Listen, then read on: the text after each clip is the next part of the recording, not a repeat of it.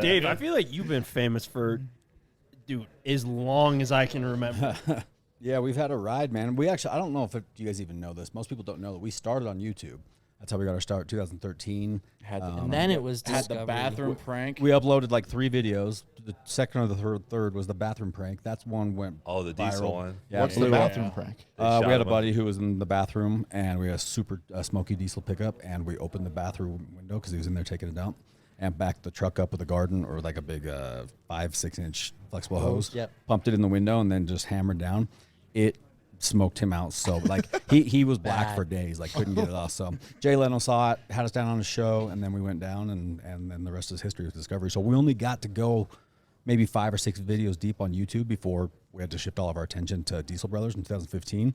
We didn't have any regular content, and the channel wasn't really even anything. My Heavy D Sparks channel didn't, I don't know if it existed or if it had like 2 followers or whatever, but in October 2020 is when we started doing YouTube. So Oh, man. Can you imagine if you would have just stuck with it at like 2013 yeah. and Yeah. not done the TV show? You know, I think about that a lot, and the TV show took us down a road that I loved. There was a lot of really fun stuff, but I also didn't like it enough to keep doing it, which is why I went back to YouTube. But it was good because it really helped us polish our skills on camera because you have to. You're repeating yourself over and over again. That was my biggest issue when we came back to YouTube. Was I was doing the TV show guy thing, and I still do, but I try to dial it back because I found that YouTube doesn't want anything planned, prepared, polished. They want what's going to happen next. I hope the guy filming doesn't even know. You know what I mean? Yeah. Like that's the way that I found our viewers like it. So it's just worked better that way to be able to start in TV and move back to this because now we can polish up our ads. Everything can be dialed in that way. But yeah, we've been kind of on the radar since 2013. So You guys have killed 10 it. years. It's done really, really well. Thanks, You got- man. Like the thing is, like, I remember you like started posting videos. I'm like, oh, that's cool. And then like I didn't pay attention for like 2 weeks, and I pay attention again. I'm like, oh, damn, Yeah. you getting after it, boy. Yeah, once we got, I didn't want to do YouTube again until I could be consistent. And so we had a ton of opportunities to do a video here, video there. And I was just like, no, not worth it. Because if I do something, I got to be all in 100%. So when we finally did go all in, it was kind of like a middle finger to Discovery because I went to them first because they wanted to keep doing Diesel Brothers forever. And I just got tired of building trucks on the TV show. It's the worst. And so I was like, hey, these are other things that we do, recoveries, and it's still Diesel Brothers stuff and same vibe, same people.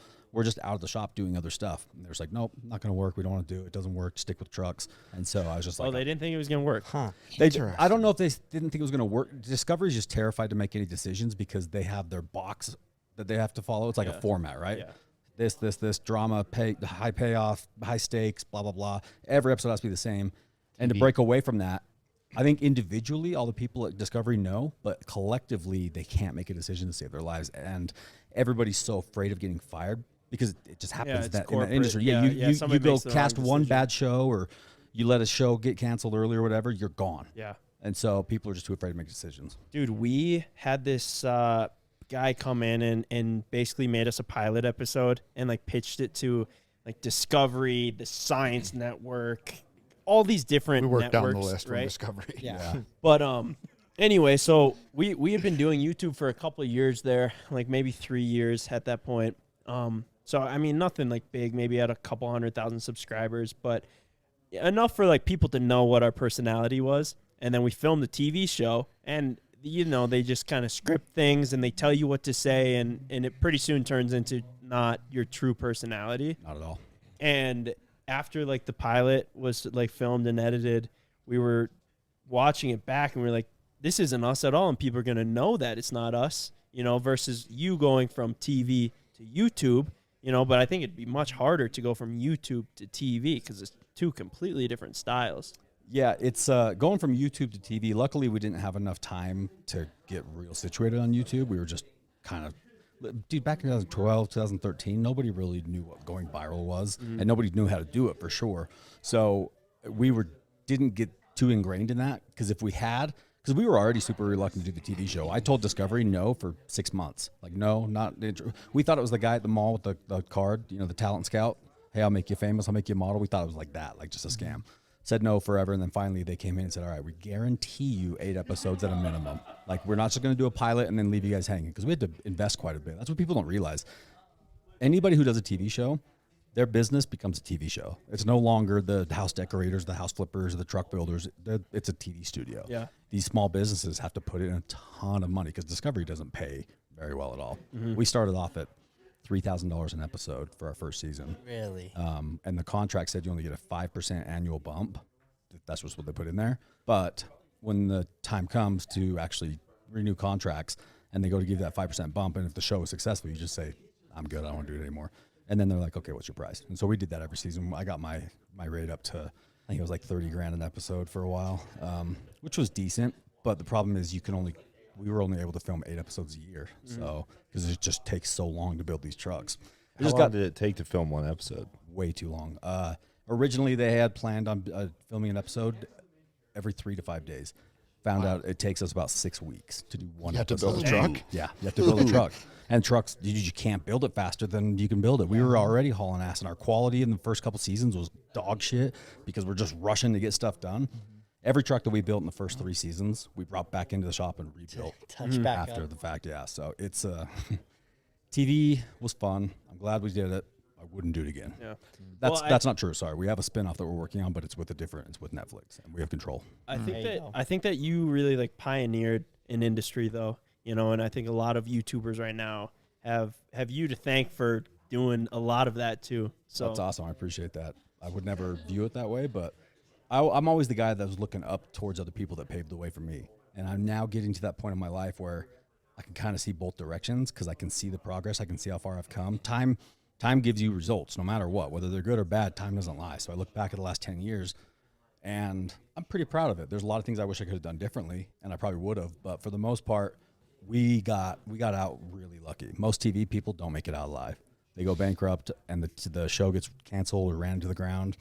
We made it out alive and thriving. We're way happier on YouTube, way happier. And we've grown like crazy. We got the best freaking viewers and followers. And I was so traumatized being stuck building trucks that I didn't want to get stuck in that little niche again. So when we went to YouTube, I made it very obvious that my content was going to be was not that, yeah. all over the place. Yep. And you guys have seen it. It's literally one day we're buying an abandoned storage unit. Next day we're recovering a dead body. Yeah. Next day dude, it's just real. Well, I thought it was interesting when you came to YouTube full swing. Yeah. You had like helicopters, insane trucks. It was like all of our YouTube channels started from like one vehicle. And like we work on that, and like that was like our content. And you came in full swing because obviously you're already an established, and you already knew the recipe.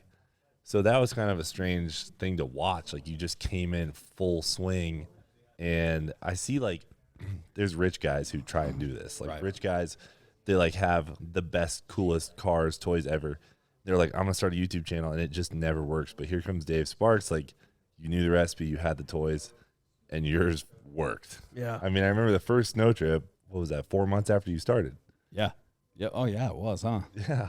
Yeah, that's wild. Yeah, it's You were just new to YouTube.